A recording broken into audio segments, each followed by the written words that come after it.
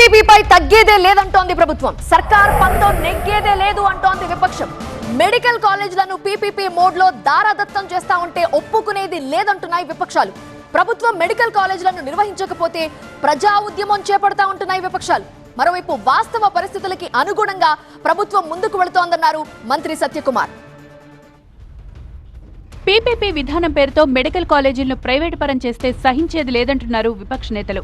విజయవాడలో నిర్వహించిన అఖిలపక్ష సమావేశంలో నేతలంతా పీపీపీ విధానాన్ని తీవ్రంగా వ్యతిరేకించారు. పేదలకు వైద్య విద్య అందకుండా పోతోందని ఆవేదన వ్యక్తం చేశారు. ప్రైవేటు సంస్థలకు కాలేజీలు అప్పగిస్తే సీట్లు అమ్ముకుంటాయన్నారు వైసీపీ నేత పేర్ని నాని. 2014 నుంచి 19 దాకా చిత్తూరు గవర్నమెంట్ హాస్పిటల్ 350 పడకల గవర్నమెంట్ హాస్పిటల్ ని లీజుకి ఇచ్చాడు నారా చంద్రబాబు నాయుడు గారు. పీపీపీ కింద హాస్పిటల్ తీసుకోగానే హాస్పిటల్లో కొత్త బిల్డింగ్లు కట్టలేదు, కొత్తగా డాక్టర్ని తేలేదు.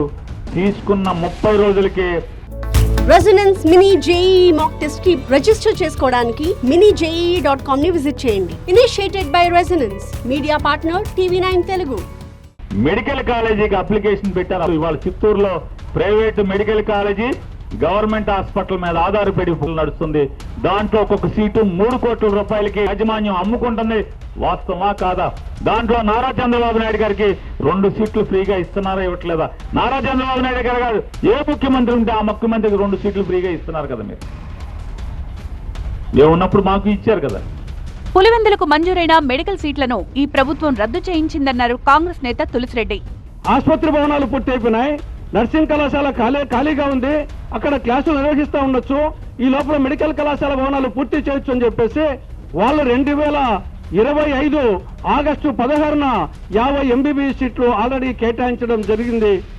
లెటర్ ఆఫ్ పర్మిషన్ ఇవ్వడం జరిగింది. అటువంటి పరిస్థితుల్లో చంద్రబాబు ప్రభుత్వం తర్వాత సెప్టెంబర్లో ఒక లేఖ రాసిన సెప్టెంబర్ 10న ఇక్కడ ఫ్యాకల్టీ లేదు, ఇక్కడ వసతి లేదు, మాకు 50 MBBS సీట్లు వద్దు అని చెప్పేసి నేషనల్ మెడికల్ కమిషన్ కు లెటర్ రాస్తే ఎల్ఓపిని ఉపసంహరించుకున్నారు వాళ్ళు.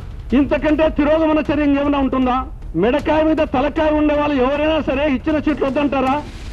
మాకు 50 సాలవు, 100 కావాలి, 150 కావాలని అడగాల్సింది పోనిచ్చి ఇచ్చిన 50 MBBS సీట్లు మాకు వద్దని చెప్పడం జరిగింది.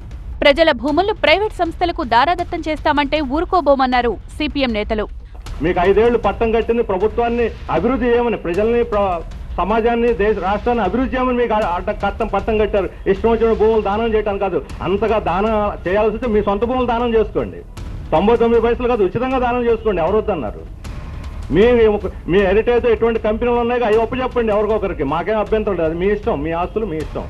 ప్రభుత్వం దగ్గర డబ్బులు లేకే మెడికల్ కాలేజీలను పీపీపీ మోడ్ లో ప్రైవేట్ సంస్థలకు అప్పగిస్తున్నామని చెప్పడం హాస్యాస్పదమన్నారు సిపిఐ నేత రామకృష్ణారెడ్డి.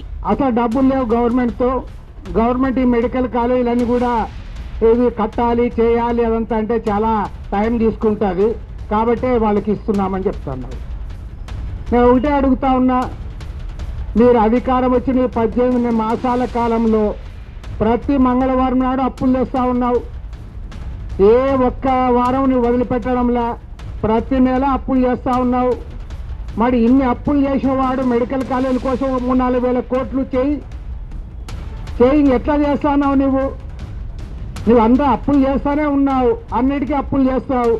కానీ మెడికల్ కాలేజీకి మాత్రం నేను అప్పులు కూడా చేయను, డబ్బులు లేవు, నేను కట్టను, ప్రైవేట్ వాళ్ళకి ఇస్తాను అంటే ఇంతకంటే ఘోరమైన విషయం ఇంకోటి అని అడుగుతా ఉన్నా. మెడికల్ కాలేజీల విషయంలో ప్రభుత్వ నిర్ణయాన్ని తప్పుపడుతున్న వారికి కౌంటర్ ఇచ్చారు మంత్రి సత్యకుమార్. పొలిటీషియన్స్ ఏముంది 500 కోట్లు ఖర్చు పెట్టలేరా, 60,000 కోట్లు ఖర్చు పెట్టారా, మెడికల్ కాలేజ్ చేయలేరా? 5 సంవత్సరాలు మీరు ఏమీ చేయకుండా పునాదుల స్థానంలో వదిలేసి వెళ్ళిపోయి ఇవాళ ప్రభుత్వం వస్తేనే మీరు ఖర్చు పెట్టారంటే గవర్నమెంట్ ప్రయారిటీస్ చాలా ఉన్నాయి. ఉన్న వాటిని ఎగ్జిస్టింగ్ హాస్పిటల్ని స్ట్రెంథెన్ చేయాల్సి ఉంది.